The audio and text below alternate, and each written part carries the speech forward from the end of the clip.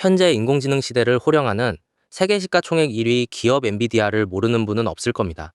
그런데 지금의 엔비디아 제국이 탄생하기 전 세계 3차원 그래픽 시장의 85%를 집어삼켰던 전설의 황제 3DFX가 존재했었죠. 영원할 것 같던 이 기업은 부두삼을 둘러싼 치명적인 기술적, 경영적 오판을 저지르며 불과 6년 만에 숙적 엔비디아의 1억 1200만 달러라는 헐값에 매각되고 맙니다. 천하를 호령하던 절대 강자는 어쩌다 그렇게 허망하게 무너져 내렸을까요? 1990년대 중반의 컴퓨터 환경을 떠올려 보면 3차원 그래픽은 그야말로 재앙에 가까웠습니다. 당시 그래픽 카드는 단순한 2차원 화면 출력 장치에 불과했고, 복잡한 입체 연산은 전부 CPU가 소프트웨어 렌더링으로 혼자 감당해야 했죠. 화면은 뚝뚝 끊기다 못해 멈춰서기 일쑤였고, 거친 화질 때문에 게이머들의 눈과 마음은 고통받기 일쑤였습니다. 혁신적인 하드웨어 가속기가 절실했던 암흑의 시대였네요. 바로 이 답답한 한계를 깨부수기 위해 1994년 실리콘 그래픽스 출신 엔지니어 게리 타롤리와 로스 스미스, 그리고 반도체 사업가 고든 캠벨이 뭉쳤습니다. 이들은 3차원 연산만을 전담 처리하는 독립된 하드웨어 칩셋을 만들겠다는 목표로 3DFX 인터랙티브를 세웠죠. 텍스처 매핑과 바이리니어 필터링, Z 버퍼링을 칩셋 자체에서 고속 처리하는 혁신적인 프로세서 개발에 사활을 걸었습니다. 아무도 가보지 않은 미지의 영역으로 거침없이 뛰어든 셈이군요. 1996년 10월, 전 세계 게이머들을 전율케 한 부두 그래픽스, 즉 부두1이 마침내 세상에 등장했습니다. 50MHz 클럭과 4MB 용량의 EDO D램을 탑재한 이 카드는 기존 2차원 카드 옆에 나란히 꽂아 쓰는 순수 3차원 전용 가속기였죠. 초당 4,500만 픽셀을 뿜어내는 압도적인 렌더링 성능은 거칠던 폴리곤 화면을 마법처럼 부드럽고 매끄러운 입체 영상으로 바꾸어 놓았습니다. 이른바 부두쇼크로 불린 시각혁명이 폭발한 순간이네요. 이 경이로운 기술력에 게임 업계 전체가 들썩였습니다. 당대 최고 인기작이었던 퀘이크와 툼레이더, 니드 포 스피드 2 스페셜 에디션 같은 대작 게임들이 부두 전용 모드를 기본 지원하기 시작했죠. 부두 카드가 없으면 최신 대작 게임의 진가를 맛볼 수조차 없다는 인식이 게이머들 사이에 확고하게 자리 잡았습니다. 그 결과 1997년부터 1998년까지 북미 소매 시장 점유율의 80에서 85%를 홀로 독점하는 신화를 쓰게 됩니다. 1998년 3월에 출시된 부두2는 경쟁사들의 숨통을 완전히 끊어놓았죠. 90MHz의 동작 속도와 8 또는 12MB 메모리, 그리고 2개의 텍스처 매핑 유닛을 달아 단일 패스 멀티 텍스처링을 완벽히 구현했죠. 여기에 더해 카드 2장을 케이블로 연결해 주사선을 교차 처리하는 세계 최초의 일반 소비자용 SLI 기술까지 선보였습니다. 당대 어떤 경쟁 제품도 넘볼 수 없는 무자비한 성능의 괴물이 탄생한 셈이죠. 하드웨어의 압도적 성능 뒤에는 글라이드라는 자체 독점, 응용 프로그램 인터페이스가 버티고 있었습니다. 마이크로소프트의 초기 다이렉트X 3.0에서 5.0 버전이 무겁고 느렸던 것과 달리 글라이드는 부두 칩셋의 하드웨어 레지스터에 직접 접근해 극강의 최적화 효율을 발휘했죠. 전 세계 유수의 게임 개발사들이 글라이드 전용 모드를 필수 탑재하면서 강력한 독점 생태계가 굳건히 완성되었습니다. 칩셋과 소프트웨어 양면에서 난공불락의 요새를 구축한 것이군요.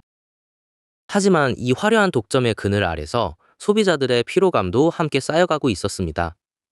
기본 화면을 띄울 2차원 카드에 더해 고가의 부두 카드를 추가 슬롯에 따로 사서 꽂아야 하는 비용 부담이 만만치 않았죠.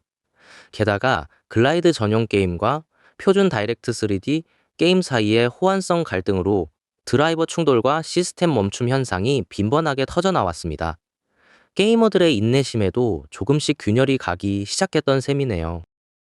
절정의 순간 3DFX는 회사의 명운을 뒤흔들 치명적인 결정을 내립니다. 1998년 12월, 멕시코 후아레스에 생산 공장을 둔 그래픽카드 제조사 STB 시스템즈를 약 1억 4,100만 달러에 전격 인수한 것이죠. 반도체 칩셋만 설계해 판매하던 고수익 팽리스 구조를 버리고 완제품 보드까지 직접 제조해 유통 마진을 싹쓸이하겠다는 무리한 욕심이었습니다. 이 한 번의 결정이 훗날 돌이킬 수 없는 파멸의 도화선이 될 줄은 꿈에도 몰랐군요. 완제품을 직접 팔겠다는 선언은 기존 파트너사들에게 칩셋 공급을 전면 중단하겠다는 통보나 다름없었습니다. 에이수스와 기가바이트, 크리에이티브 랩스, 다이아몬드 멀티미디어 같은 든든한 우군들이 졸지에 시장에서 쫓겨날 위기에 처했죠. 생존의 기로에 선 보드 제조사들은 살 길을 찾아 경쟁사인 엔비디아의 리바 TNT와 리바 TNT2 칩셋 진영으로 일제히 갈아탔습니다. 가장 충직했던 글로벌 동지들을 스스로의 손으로 숙적의 품에 안겨준 꼴이네요. 제조업의 현실은 낭만적인 실리콘밸리 벤처의 상상보다 훨씬 가혹했습니다.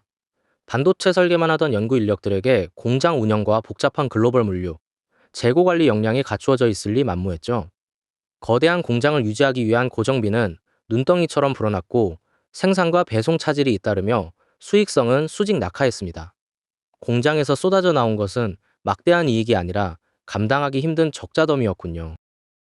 그 사이 엔비디아는 1998년 리바 TNT에 이어 1999년 봄 32비트 트루컬러와 2048에 2048 해상도 텍스처를 지원하는 TNT2를 내놓으며 맹추격했습니다. 반면 1999년 4월에 나온 부두 3은 구형 아키텍처를 그대로 유지한 채 16비트 렌더링만을 고집했죠.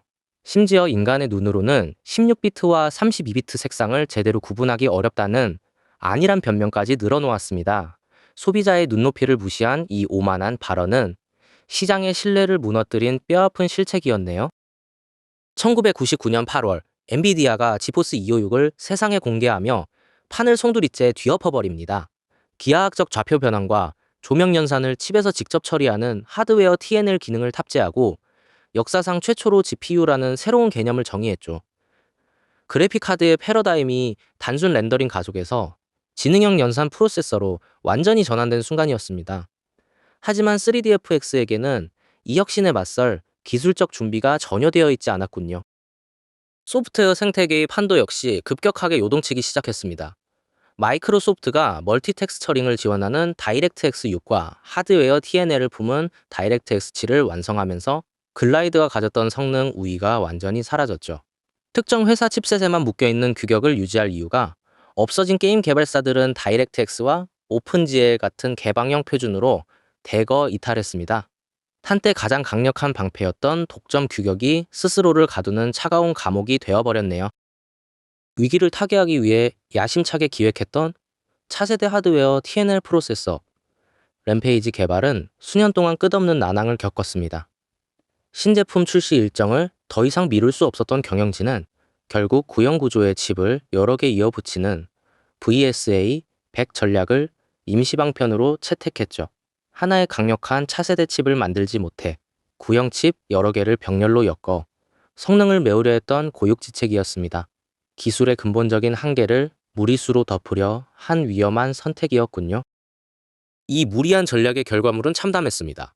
2000년 6월 칩 2개를 이어 붙여내놓은 부두 5 5500은 경쟁작 지포스2 GTS의 성능과 전력 효율 모두에서 완패를 당했죠. 심지어 칩 4개를 우겨 넣은 부두 5 6000은 31cm에 달하는 거대한 기판과 4개의 쿨링팬, 별도의 외장 전원 어댑터까지 요구하는 기형적인 구조 탓에 끝내 대량 양산에 실패하고 맙니다. 무리한 임기응변이 낳은 거대한 괴물카드는 기술적 막다른 골목을 상징할 뿐이었네요. 결국 재정은 회복 불가능한 파탄 상태에 직면합니다. 2000년 3분기 매출 1억 700만 달러에 순손실 1억 50만 달러, 무려 93.9%에 달하는 기록적인 적자를 내며 자본 잠식에 빠졌죠. 결국 2000년 12월 15일 현금 7천만 달러와 보통주 100만 주, 총 1억 1200만 달러의 핵심 자산과 특허를 숙적 엔비디아에 넘겨야 했습니다. 이후 2002년 10월 15일 미국 파산법원에 챕터 11 파산을 신청하며 한 시대를 풍미한 법인은 완전히 소멸하고 말았군요. 돌이켜보면 3DFX의 몰락은 순수한 기술력 부족 때문이 결코 아니었습니다. 회전 그리드 슈퍼샘플링 안티엘리어싱 기술과 글라이드 최적화, SLI 등 그들의 기술적 성취는 당대 최고 수준이었죠. 파트너사들을 경쟁자로 돌려세운 제조사 인수와 시장의 요구를 외면한 16비트 컬러 고집 같은 경영학적 오판이 파멸을 불렀습니다. 85%의 점유율을 자랑하던 절대 권력이 단 2년 남짓 만에 무너져 내린 비극적인 교훈이네요. 황제의 몰락이 남긴 후폭풍은 고스란히 소비자들의 몫이었습니다. 회사가 문을 닫으면서 부두상과 부두5 사용자들은 드라이버 지원이 중단되어 새로운 운영 체제에서 3차원 가속 기능을 쓰지 못하는 피해를 입었죠. 더욱이 강력한 맞수가 사라지자 2000년대 이후 그래픽 카드 시장은 엔비디아 중심의 독과점 체제로 굳어지며 가격 상승 구조가 고착화되었습니다. 건강한 경쟁의 상실이 시장 전체에 어떤 대가를 치르게 하는지 여실히 보여준 셈이죠. 흡수된 100여 명의 핵심 엔지니어와 특허는 엔비디아가 SLI 기술과 안티엘리어싱을 완성하는 든든한 밑거름이 되었습니다. 이를 발판으로 3차원 그래픽 시장을 평정한 엔비디아는 2006년 쿠다를 선보이며 인공지능 연산 분야 세계 1위 기업으로 우뚝 섰죠. 정상에 섰을 때 내린 작은 판단 착오가 모든 것을 잃게 만들 수 있다는 사실은 오늘을 살아가는 우리 모두에게도 깊은 울림을 줍니다. 여러분의 일상과 선택 속에서도 늘 명철한 통찰이 깃들기를 바라며 오늘 이야기를 마칩니다.